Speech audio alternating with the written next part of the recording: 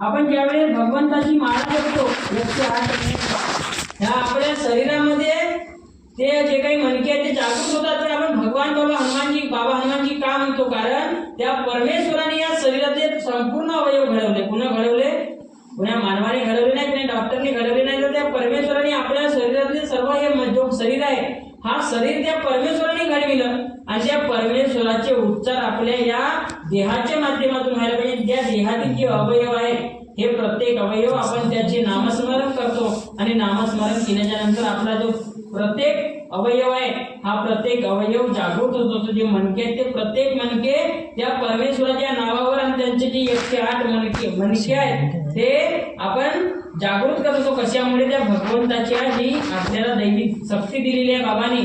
शक्ती कशामध्ये आहे? बाबा हनुमानजी या नावामध्ये शक्ती आहे. आज तुम्ही कुठेही जा, एखाद्या जंगलामध्ये जरी गेलो पण आपण बाबा हनुमानजी म्हणत जरी गेलो तर आपल्याला कुणीही काही करू शकत नाही. आपण जरी आपल्या समोर कोणताही असा मोठा जरी संकट आलेला असेल पण आपण बाबा हनुमानजी जरी म्हटलो तर आपल्याला एक असं वाटते की आपल्यामध्ये कोणती तरी शक्ती, आपल्यामध्ये काहीतरी आपल्याला जागृत झालं असं आपल्याला वाटत असतो, आपल्यामध्ये ताकद आली असं आपल्याला बळ आलं असं आपल्याला वाटत असतो. आणि म्हणून अशी दैवी शक्ती महान त्यागी बाबा जिंदगीने आपल्याला दिलेली आहे. या दैवी शक्तीला आपण टिकवून ठेवलं पाहिजे. या दैवी शक्तीला आपण टिकवून ठेवलं पाहिजे आणि वेळोवेळी आपल्या कार्यामध्ये आपण त्या दैवी शक्तीचा उपयोग केला पाहिजे. आणि त्या दैवी शक्तीचा उपयोग करण्याकरता आपल्याला चांगले कार्य करावे लागेल. विनंती, प्रार्थना, आपण जसं चर्चा बैठक आहे, हवन कार्य आहे, या हवन कार्याच्या माध्यमातून, सेवक संमेलनाच्या माध्यमातून त्या दैवी शक्तीला कसं टिकवता येईल याचा बोध आपल्याला या चर्चा बैठकीच्या सेवक संमेलनाच्या माध्यमातून मिळत असतो. आणि समोरच्या काळामध्ये आणखी समोर खूप बिकट परिस्थिती येणार आहे. आणि जो आपण हा सत्संग म्हणतो, या सत्संगाला जो कोणी सोडतील ते आणखी पुढच्या या काळामध्ये त्यांना सत्संगाशिवाय उपयोग राहणार नाही. प्रपंच परमार्थ सर्वांनाच आहे, पण हा परमार्थ केल्याशिवाय त्यांना केल्याशिवाय होणार नाही. कारण की समोरचा काळ हा खूप बिकट येणार आहे. बाबांनी आपल्याला सांगितलं आहे आणि आपल्याला आपण बिकट काळ पाहिलेलो. कोरोनाच्या काळामध्ये आपण बिकट काळ आपण पाहिलेलो, कसा काळ गेला. आणि म्हणून असा काळ याच्यापेक्षाही भयानक काळ येऊ शकतो. बाबांचे शब्द आहेत आणि बाबांचे शब्द हे खोटे नाही. बाबांनी जे बोलले आहेत ते शब्द बाबांचे परिपूर्ण होतात. आणि म्हणून बाबा हे परमेश्वर रूपी एक अवतारी पुरुष जन्माला आले होते. आणि म्हणून त्यांनी जे आपल्याला सांगितलं आहे त्यांच्या शब्दाचे आचरण आणि पालन आपण आपल्या कुटुंबामध्ये बाबांचे जे आदेश आहेत त्या आदेशाचे आपण वेळोवेळी पालन केलं पाहिजे. चर्चा बैठकीमध्ये आलो पाहिजे. आणि आपल्या जे शेजारी पाजारी जे कोणी सेवक आहेत आपण त्यांना सुद्धा सांगितलं पाहिजे की भाऊ आपण तू चर्चा बैठकीमध्ये आलं पाहिजे, तू ये जा. कारण आपण सेवकांच्या म्हणण्यानुसार चर्चा बैठक खूप लांब होती म्हणून 9 वाजेपर्यंतची आपण चर्चा बैठक ठेवला, पण तरी पण सेवक येत नाही. फक्त एक बहाणा आहे. आणि म्हणून आपण आपल्या स्वतःचा स्वार्थ साध्य करण्यापुरता भगवंताचे कार्य करू नका.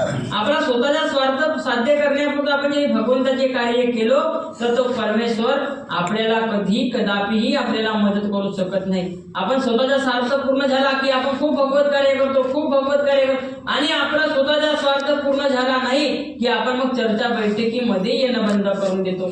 असे करू नका. कारण जे स्वतःचा स्वार्थ हा कर्म आणि कर्तव्यावर आपला जे काही इच्छा आहेत, इच्छा आकांक्षा आहेत, ह्या पूर्ण आपण जसे आपले कर्म असतील, जसे आपले कर्तव्य असतील, जसे आपले कार्य असतील, जसे आपण रोजी करून त्याप्रमाणे आपल्या इच्छा आकांक्षा पूर्ण, त्याप्रमाणे आपण जसे कार्य करून जसे आपण कर्म करून तसे आपले कार्य पूर्ण होतात. आणि म्हणून कर्म चांगले करा. कर्मावर म्हणजे बाबांनी सांगितलं की माणूस हा कर्म करताय आणि फळ देणारा तो परमेश्वर आहे. म्हणून कर्म चांगले करा आणि फळ देणारा तो नक्की परमेश्वर देतो.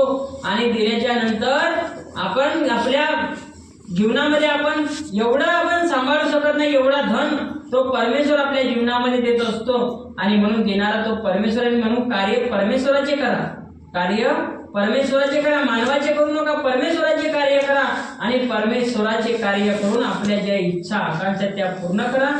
भगवत कार्यात या, परमेश्वरी कार्यात या. आणि आपला जो सेवक संमेलन या सामूहिक व्यक्तीची हवन कार्य आहे आता 21 तारखेला, या 21 तारखेला आपले स्वतः सर्वांचे जे काही कामधंदे आहेत ते सर्व आटपून 21 तारखेला आपण या भगवत कार्यामध्ये उपस्थित राहून सर्वांनी उपवास करावा आणि या भगवत कार्यामध्ये उपस्थित राहून त्या परमेश्वरी कार्याचा चांगला आनंद घेऊन आपण आपल्या जीवनामध्ये जे काही बाबांचे गुण आहेत, जे काही बाबांची शिकवण आहे ते आपण टिकवून ठेवलं पाहिजे आणि परमेश्वरी कार्यामध्ये येऊन परमेश्वरी कार्याचा आनंद घेतला पाहिजे. हेच मी माझ्या सेवक सेविका बाळगोपाल सर्वांना विनंती करतो. आणि आपला जो सेवक संमेलन आहे मोहालीचा त्याही कार्यक्रमामध्ये जास्तीत जास्त सेवकांनी उपस्थित व्हायला पाहिजे.